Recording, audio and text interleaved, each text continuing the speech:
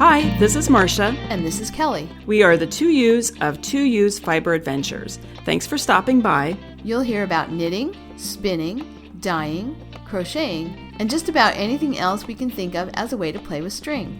We blog and post show notes at 2usfiberadventures.com. And we invite you to join our 2U's Fiber Adventures group on Ravelry.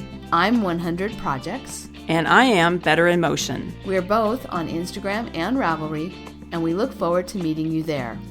Enjoy the episode.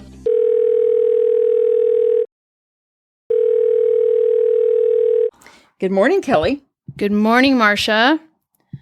We're back to recording in the morning and on time and on schedule. I'm doing pretty well.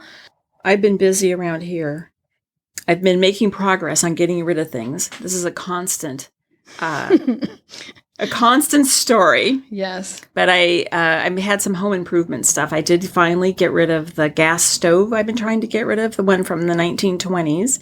I found someone on Facebook Marketplace who came and got it. Nice. And he was very excited about it. And he's building a cabin in Eastern Washington, and he wants to take it over there and use it in the cabin. But Kelly, you and I talked about this, but I was sort of laughing because he came in his old pickup truck that he is in the process of restoring. It runs, but he's also doing a bunch of work to it. He told me he has another pickup truck on his property that he's restoring. He has a sailboat he's restoring. He has a house he's remodeling. He's building a cabin in Eastern Washington. And then he mentioned, and he did mention in passing, that he's divorced. And when I heard all of this about all of his projects, I thought, yes, this is why you're divorced. Because I really had the sense that probably my stove is going to some storage shed on his property and it's going to sit there for a long time. And then when he's dead, his children are going to have to clear out the estate and someone's going to have to find a new home for that stove. Yeah. I may be wrong on that, but I just thought my sense is like he has got a lot of projects going on and nothing really ever gets completed. Yeah. You know? He likes collecting. Anyway. I mean, we do it too, right? Our projects are just different, but he likes collecting projects and starting projects more than finishing projects, which I guess is human nature. But yeah, that is kind of funny. Bottom line, I don't care because the stove is out of my garage. Right. Yeah. So, yeah. And it's funny, he offered me a lot less money than what I was asking for.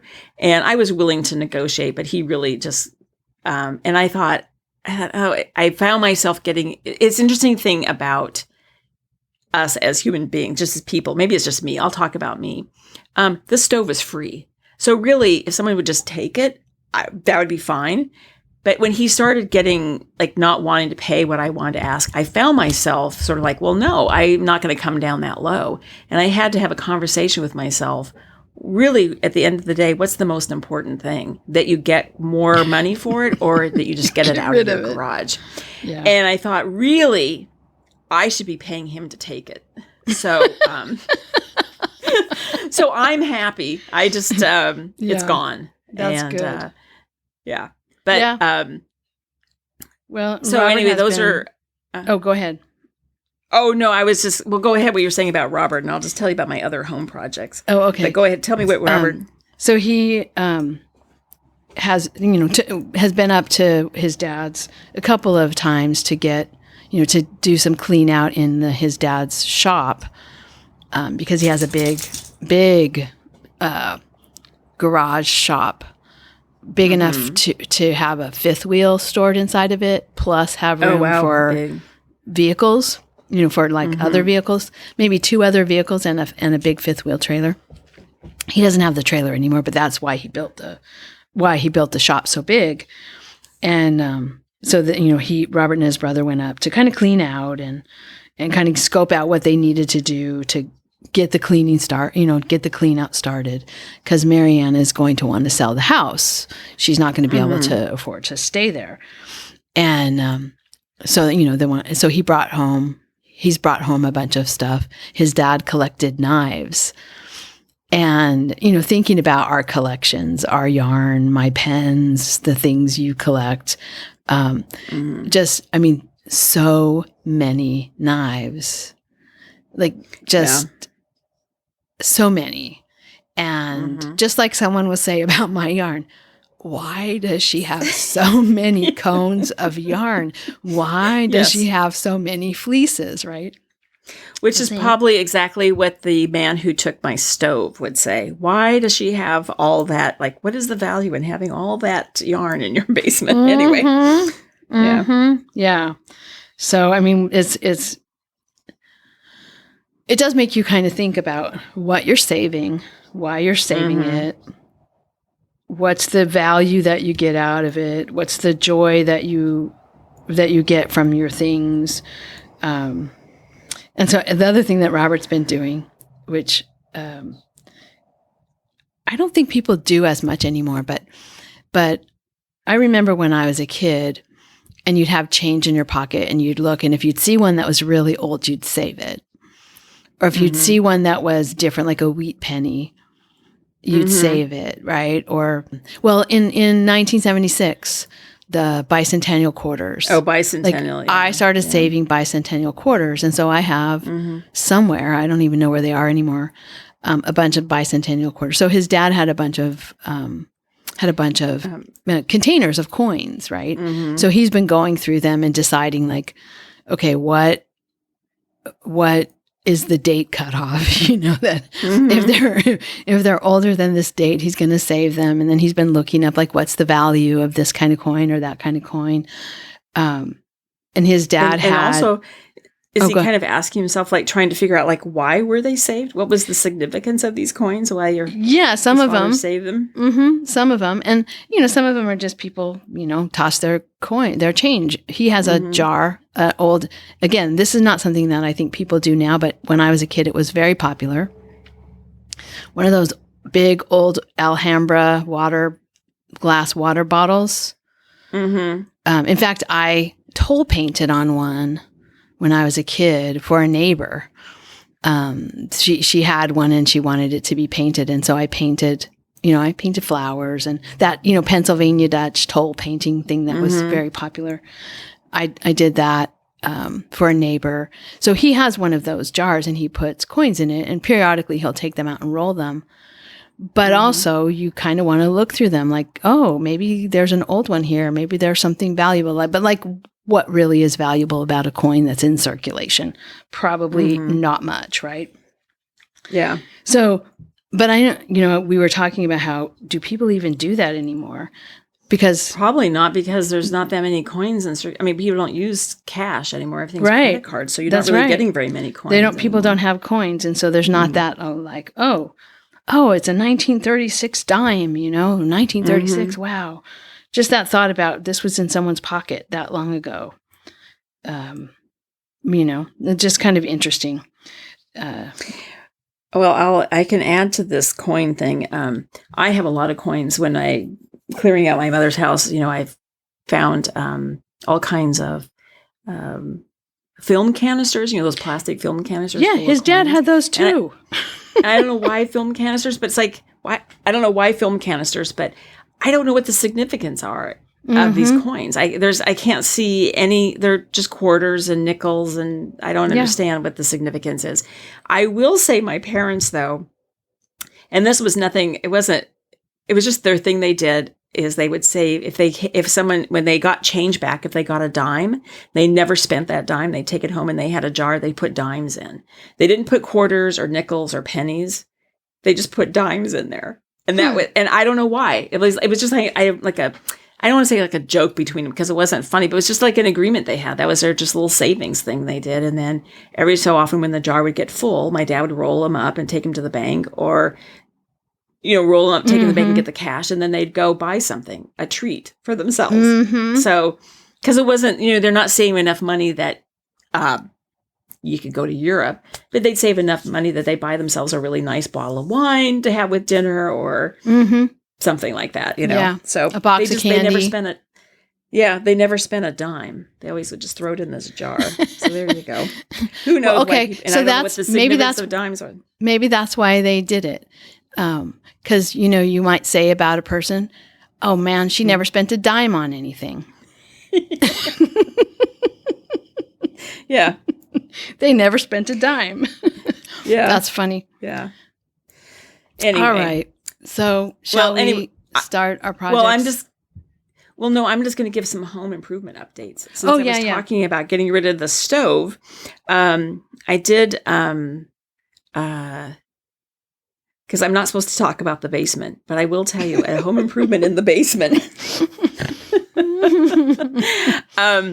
I had bought at again, I swore I'm not going to go to architectural salvage places anymore, but I don't know. 2 years ago, I bought some wall sconces to put up in the basement.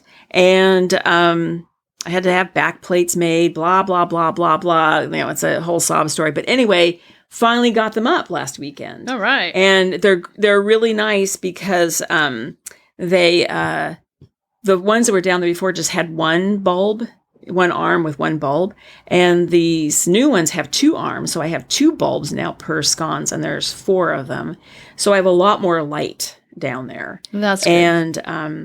And then the only thing I need to get now is some shades for them.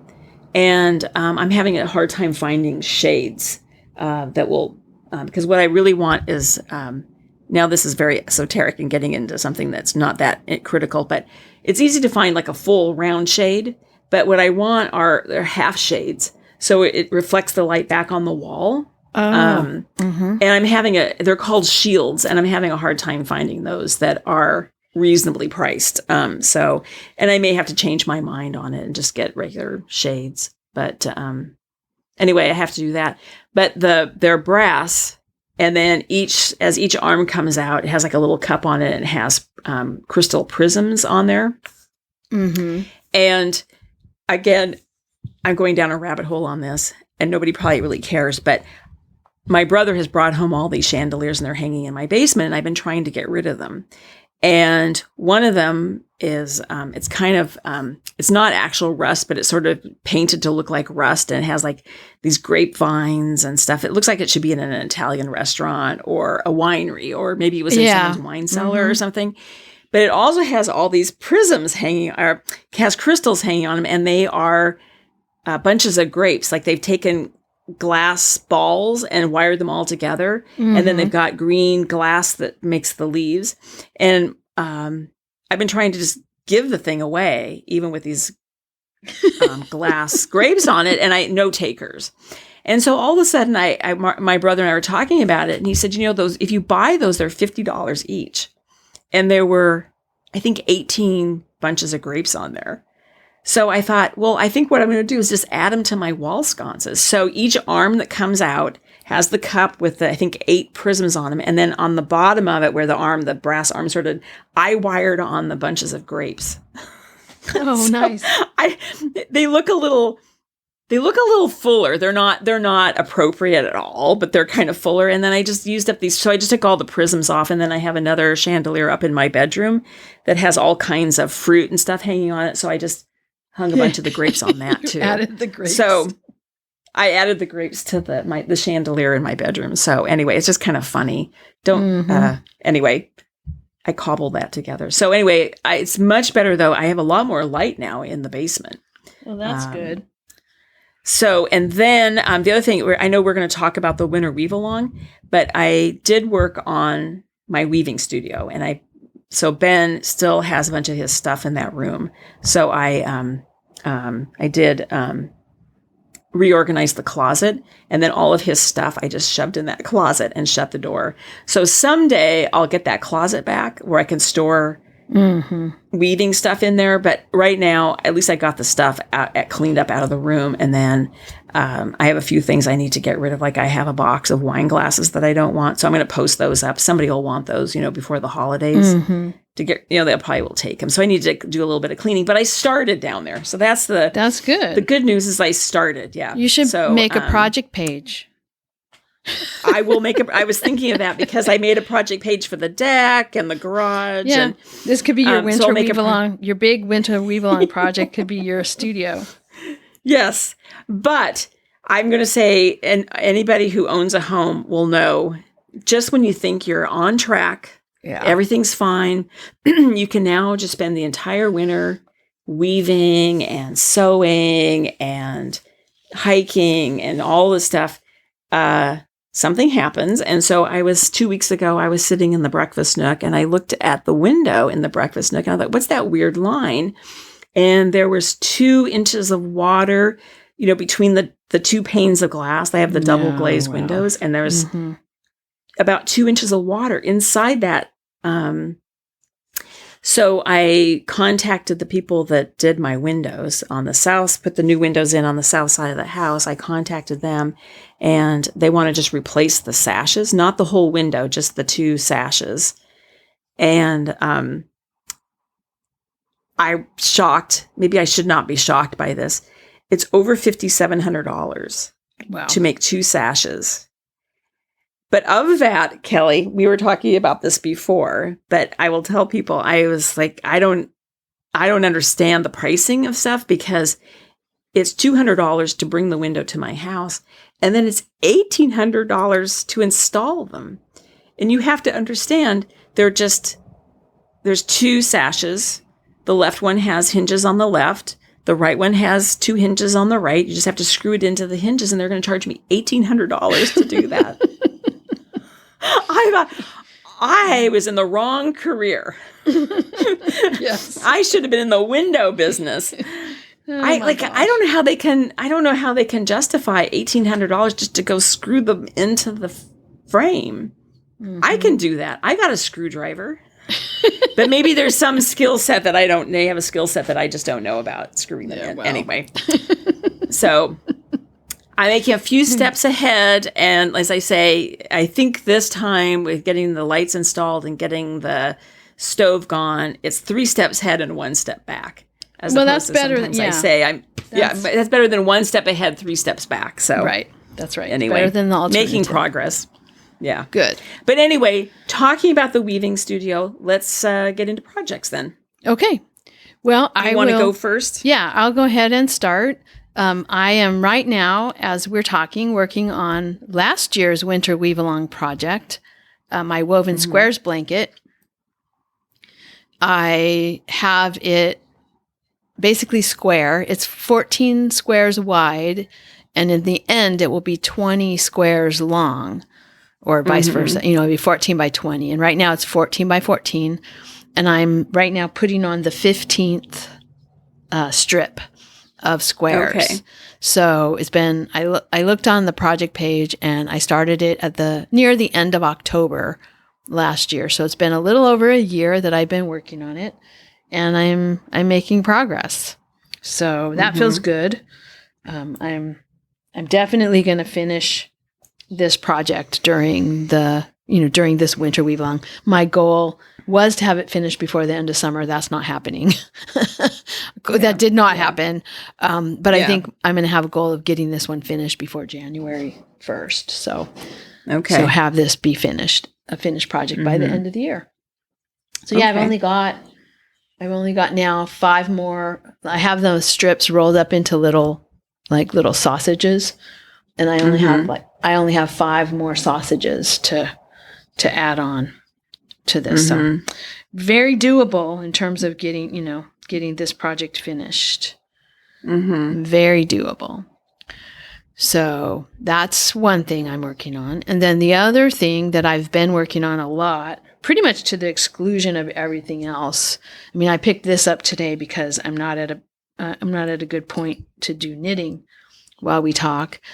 But I've been working on the maple vest. That's been my really active project.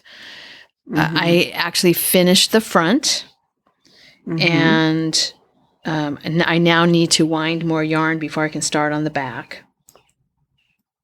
And I'm hoping that I have enough. I was talking to Robert this morning, and I said, I think, because he said, you need to spin more yarn. And I said, no, I just need to wind it. Oh, because as we were driving up to his dad's burial, I grab my knitting because it's, it's a hour and a half long drive. Grab my knitting, get in the car, settle in, get my knitting out, and realize, oh, my knitting is here. There's no yarn. Because when I finished the front, I basically finished the skeins. I had like a walnut-sized ball of yarn left. And so I needed to wind more, and I never did. So I wasn't able to knit on it then.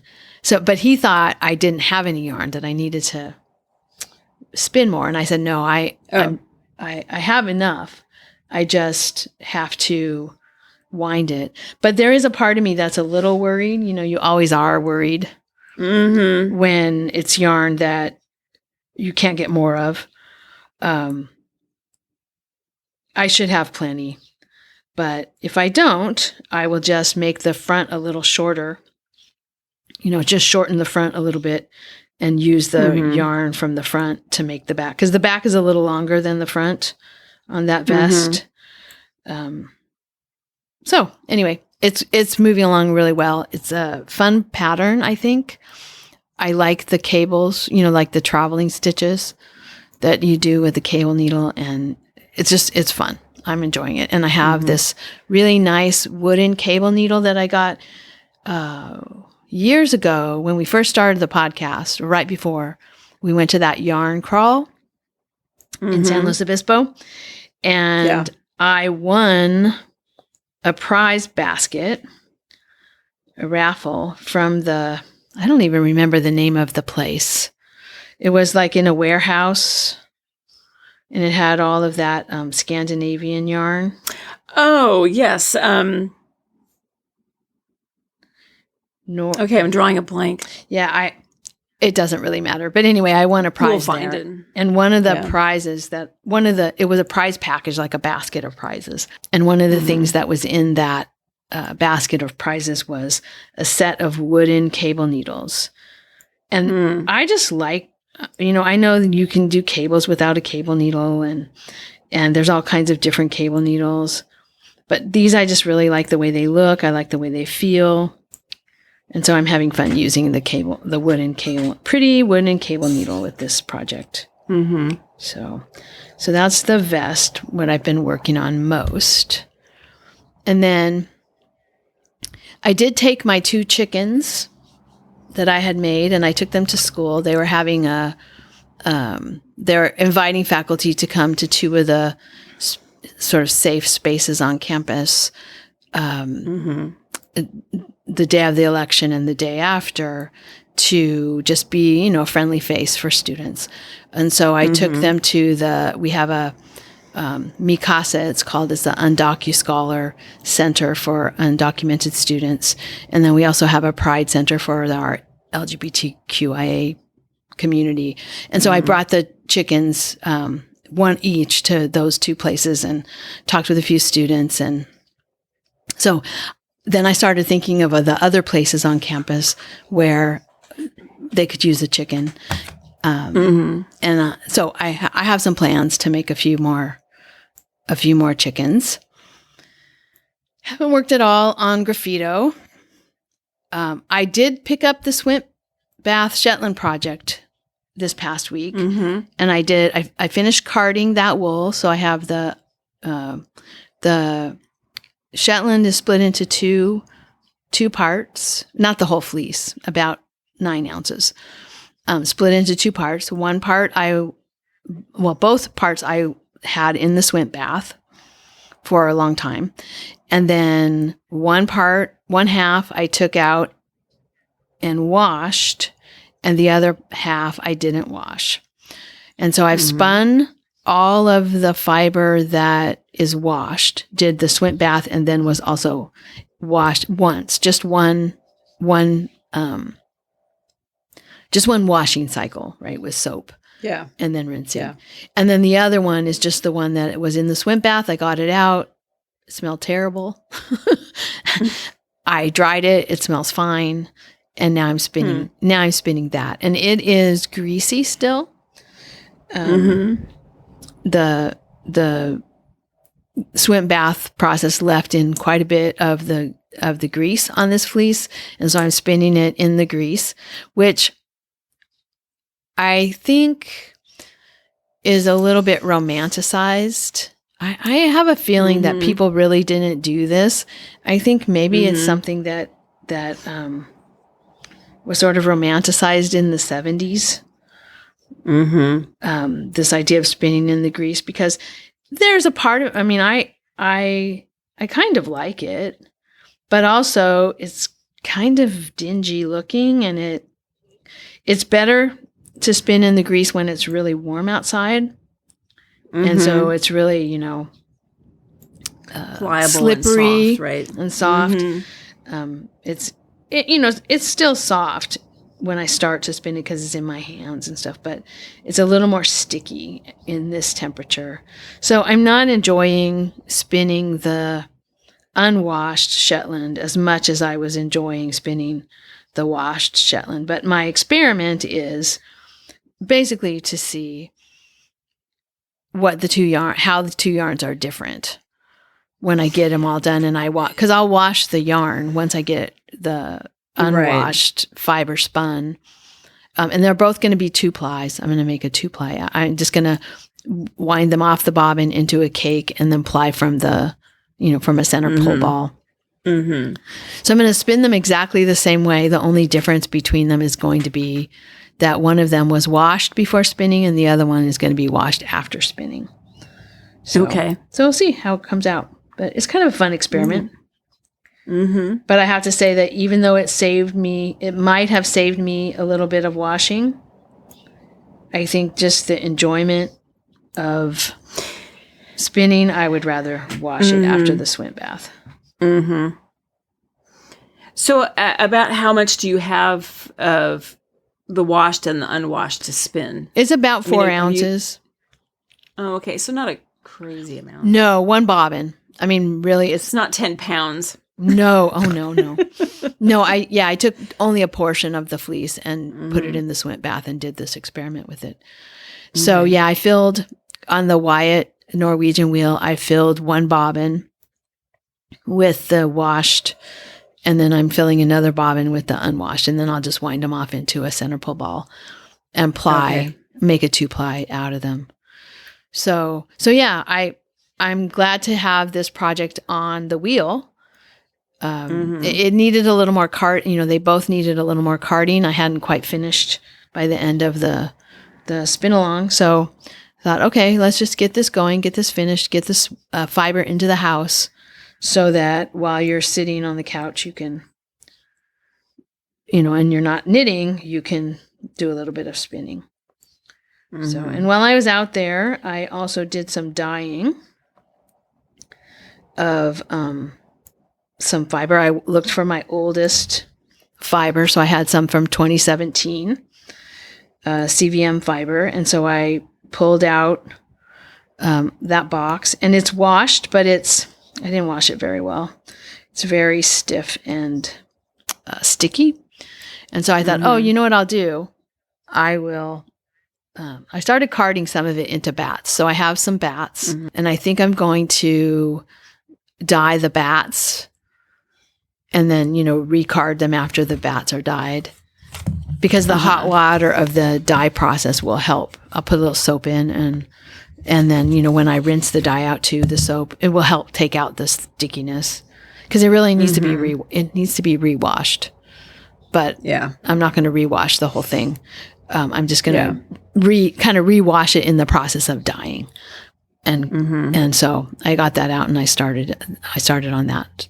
I've got a box of, it's probably about, I think it's about 2 pounds of this CVM that is, well, it's, I'll put quotation marks around the word washed. It was poorly washed.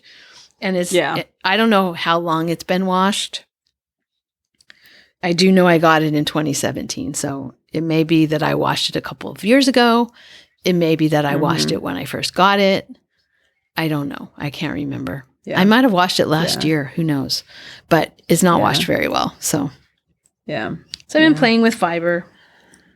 Okay. But that's it. I think that's all my projects. Okay. How about you? Okay. Still working on my emotional support chicken for Ben. And what else? Oh, okay. So the only thing really to report on is my Ames Beanie by Stephanie Larson. I was about ready to start I was going to start the decreases for the top of the hat. Discovered, and I did this on the other one, another one I made for myself, is one of the cables is crossed the wrong way. Oh. So it's not that far back. It's the last, I never know how to describe this, but it's an 8 or 10 row sequence to make the cable pattern. And it's that last one. So what I'm going to do is do that technique, where you, just unravel it's like 9 stitches that form part of it. Yeah. The one part of the cable. I'm just going to drop back, pin it and drop it back just to that point where I made my mistake and then re-knit it. Try that technique. We should come up for a proper name for that technique. But anyway, I'm going to do that on the hat. So that hopefully will be done next time we record.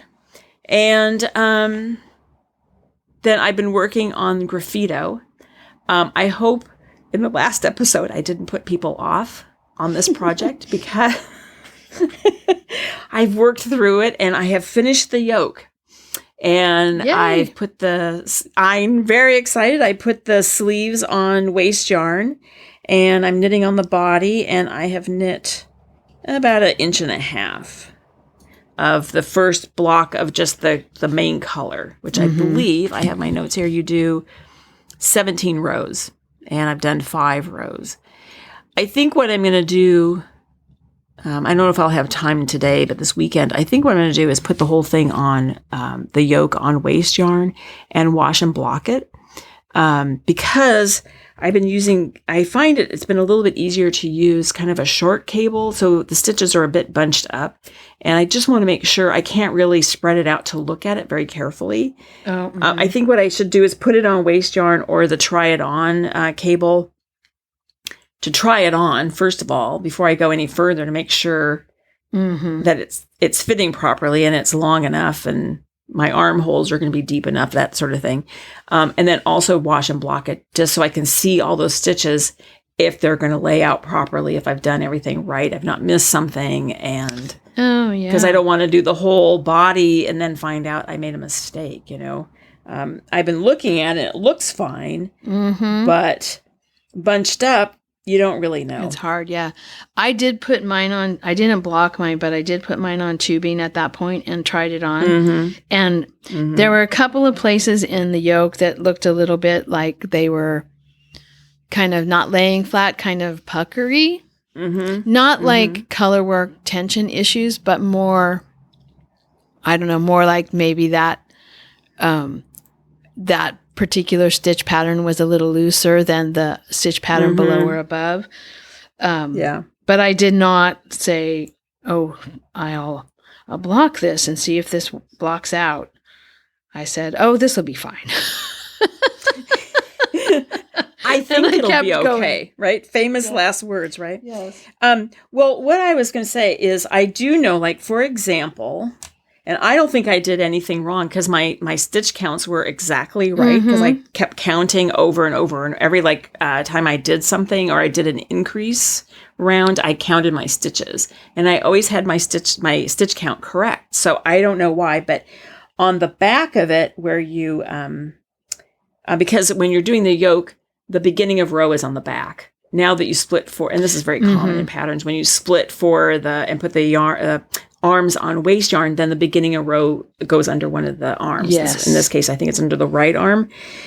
But I noticed in back where you're doing the, and I don't remember now what they call this stitch, but it makes that sort of the chevrons with the, like a chevron pattern with the slip stitches. It creates a long, what is this called?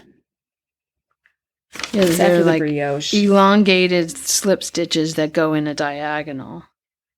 Yeah, and actually it doesn't even have a name. So anyway, the point is on the back, one of those slip stitches is missing because they're all very, I think it's like I don't remember now, like every 3 stitches, you would slip a stitch. Mm-hmm. But in the back, there isn't one. Huh.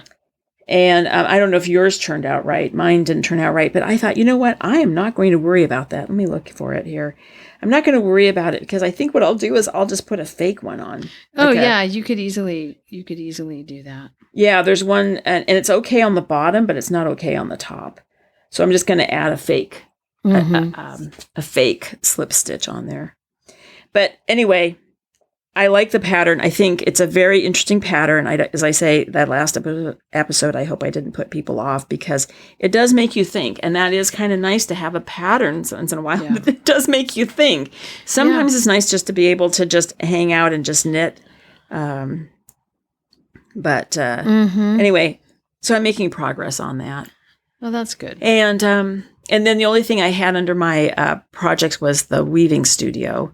And I've talked about that already. So I think you have a really good point. I always make a project page for my house project. So I'll make a project page for that. So I'm hoping I can get actually Kim is coming over today to borrow the warping board because she's going to wind her warp and get it on her loom. Oh, good. I think she's doing some towels. So I'll get it back. This gives me a bit more time to get the studio organized. And then I have a kit that for towels that I'm going to warp the loom with. So nice. That'll give her time to wind her warp. Because it doesn't really take that long to wind the warp, right? No. That part is pretty quick. That's pretty quick. The winding is pretty The dressing quick. of the loom is the... Yeah. So. I mean, there are some projects I've made that take a long time because I'm changing colors and, doing that doing a lot of that kind of thing. Or like I'm kind of designing as I go, like, oh, what color will I use now? And, making those decisions as I'm warping. And so it takes a little longer, but yeah, winding is one of the less time consuming parts. So anything else with your projects, Marsha? Nothing else with projects.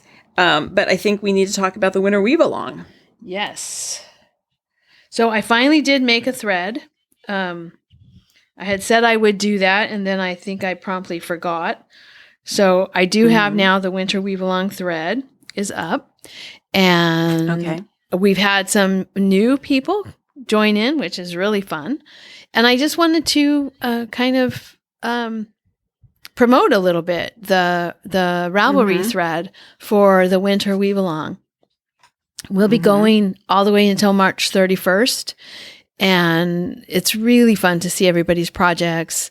It's just a long chat thread, has been in past years, pretty active chat thread. Even if you're not a weaver, you might want to take a look at what people are doing, but beware, if you do, you might get inspired. To take up a loom may show up and take up your living room and sit in the middle of your living room before you even know it. Exactly. But it's really fun, and so I want to encourage people if they are, if you're not on Ravelry, you could join Ravelry just to talk to us on the winter weave along thread, or if you are on Ravelry but you've only used it for patterns or keep track of your projects or whatever, come join us in the conversation because it's really fun. And we'll have a finished object thread too, but for right now there's just a chat thread, and people are sharing people will be sharing pictures of their projects. So, and I just think it's a really fun and very positive group of people, lots of knowledge in the group and freely shared, with anyone who's got a question or, wants some advice. So I really encourage people to come in and join our community there. So, and I have a challenge. Yeah. Oh, okay. Oh, gosh. Remember, I'm a new weaver. Yes. Well, be gentle with me. Okay. So, you can weave anything you want in the winter weave along, and it's, a lot of people weave multiple things because it does go for a long time. But I have a challenge for people for between now and January 1st. If you want to accept a challenge, if you're up for that. And my challenge is to do a kind of weaving that you haven't done before.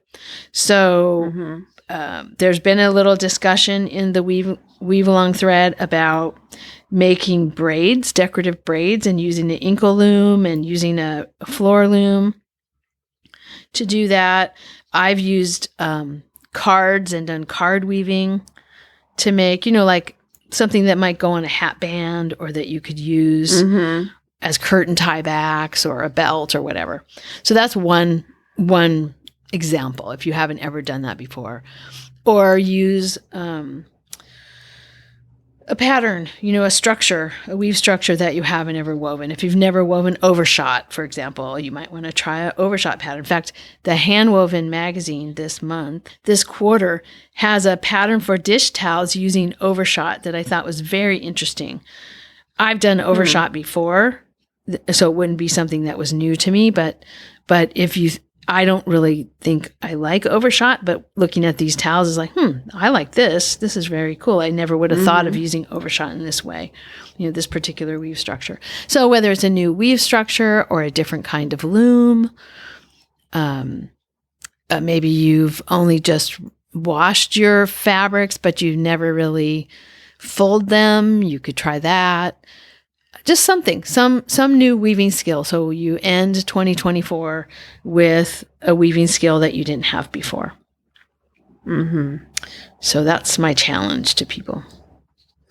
Well, I'll tell you what I would be sort of interested in doing is rugs. And I think I can do rugs on my loom, Kelly. Yeah. It's sturdy enough, I think. Yeah. But I don't know. 2 summers ago, I can't remember how long ago it was, that Kim and I went over to Ellensburg, Washington. They had a little, like a little wool show over there, sheep, and there was a bunch of vendors. Anyway, there was a woman over there who was making rugs where she had, she took old flannel sheets or just sheets of any kind, but pattern sheets, and she would cut them into strips and then weave those strips.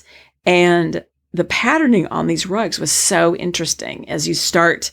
Anyway, I was thinking that would be kind of a fun thing to do, is just go to the Goodwill and get a bunch of old sheets.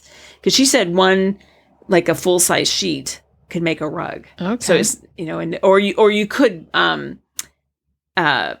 blend to use 2 different sheets, right? You could do different colors and stuff. But I think that would be kind of a fun thing to do.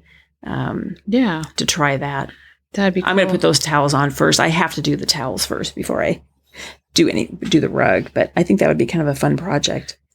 You've done rugs, haven't you? Yeah, I've done. So, I made a rag rug for my mom when I first got my floor loom, and I used fabric from the fabric store. I just went to the fabric store and bought fabric that, in colors that would go with her kitchen. And so I made her a rag rug that she had for a really long time,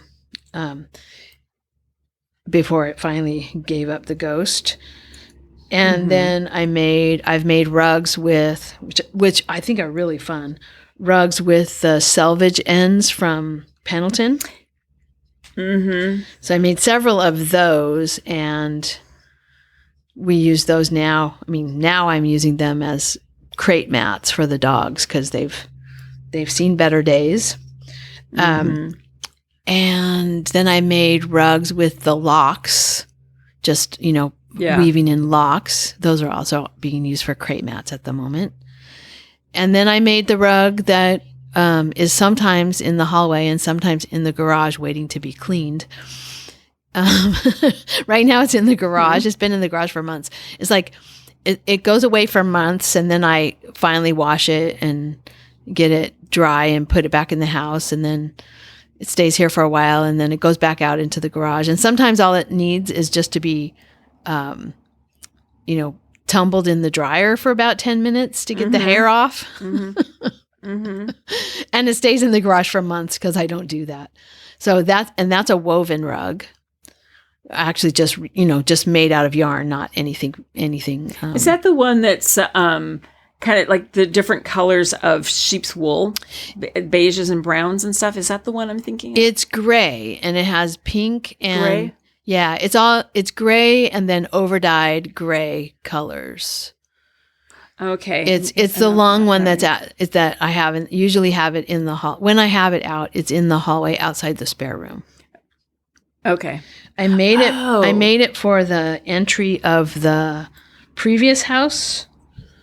Mm-hmm. And when we moved, it really didn't have a good spot, but it does fit in that, on the, mm-hmm. after you come up the stairs in front of the spare room. So that's where it usually is when it's in the house and not in the garage waiting to be de-haired. There's a lot of dog hair in my house. Oh my gosh. Oh, Kelly, let's just let that go. Yeah, let's not talk about unpleasant things. Yeah, let's not even talk about that. Yeah. Anyway. So yes, I have made many rugs of different of all different types. And someday I think I would like to make a really small knotted rug. Mm-hmm. I'd need a special loom, but then you do the like a Persian rug, the knots. Yeah. I think that would be fun. At one point, I wanted to make a Navajo rug, but then I saw someone actually doing that in my weaving class and decided that was not for me. Tapestry type weaving is not my favorite. Yeah. Well, I have to get going because and I don't have to do that much. I basically just have to clear some space to get to the loom is really what I need to do. Yeah. The room does not have to be perfect, but I think this week I'll get that done. Well, I can start. And you might want to just start weaving in there. I mean, clean it out so you can start, get it organized so you can start weaving. And then as you're sitting there weaving, you'll get a better sense of what you want in there, what you need, what would be handy, where it all should go. You'll have some time for daydreaming. Yeah. Yeah. As long as your pattern isn't too hard. Yeah. I just have to get access to the loom. Anyway, blah, blah, blah. I could go on forever about that, but the main thing is I just have to get access to the loom. I think it's exciting. I made progress. Oh yeah, I'm very excited. And I'm sure I'll get the warping board back, I bet this weekend or the beginning of next weekend, and I can start. All right. Speaking of blah, blah, blah, you know what my project is for the winter weave along. Oh, yes, I know. Blah, blah, blah, blah. Trailer curtains. Yes. And do you know how many times I have measured for those trailer curtains? And I still feel like, okay, I need to go out. And one time we were actually camping and I decided to get the curtains out of the back and use them, put them in the front to try to decide how I was going to do things. Like I was experimenting, right? So I took the curtains out of the back and used them in the front, put them on the rod. Like, do I want them to open this way or open that way? Because on one side of the trailer, it's actually 2 windows. And so did I want, how do I want to have the curtains open? Do I want them to just go, to the side of both windows? Or do I want, some on one side of one window and the left side of one window and the right side of the other window and leave the center all open? Do I want curtains in the middle? How do I want that to look? And then my mom came over from her trailer because she saw I was doing stuff with the curtains. So she came in to put in her 2 cents worth. So, I've done all of this like pre-planning of how these curtains are going to be and measuring and thinking and trying and experimenting. And I still feel like I need to go out there one more time and take the back curtains off, put them on the front, look at them again, measure everything again. So, Kelly, I just thought of something. Please take this in the spirit in which it's intended. I just realized, I think your curtains are kind of like my basement. Yes. That you need to finish it and stop talking about them. Yes. No, I'm kidding. That's how I feel about it. Enough with the curtains already. Okay.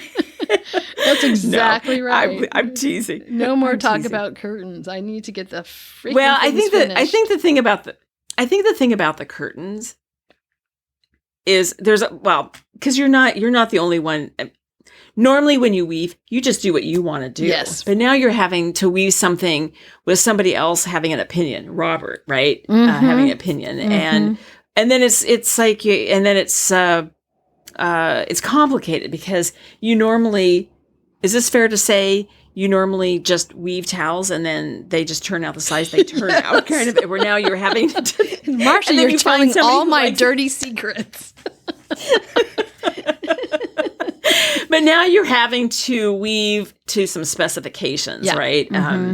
And so that's not quite as much fun. Like I've had not with weaving because I'm such a new weaver, but I've had that, with knitting when somebody wants something and then you're knitting something for somebody and it's just not quite as much fun because there's kind of like a bit of a imposed deadline. I mean, it's not even, they've not imposed a deadline, but you kind of have this idea, I got to keep working on this thing that is not really my thing. It's not my colors. It's not my, and I love the curtains. I mean, I really like when we're taking the trailer somewhere and I'm setting up when we get there. I mean, it's not like I put the curtains up when we get there. They're already up. But when I'm setting up, making the bed or when I'm doing all that when we get someplace, it's really satisfying to have those curtains. So it's not like I don't even really like them. I do. I love them. Right. But oh, yeah. They're beautiful. Yeah. Boring.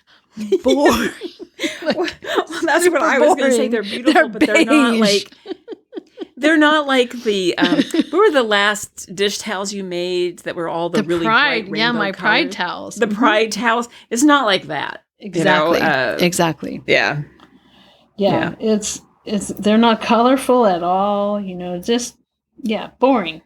It's going to be a lot of boring yardage. And I think that's basically part of what has been stopping me is I just need to buckle down and make the boring yardage. Yeah.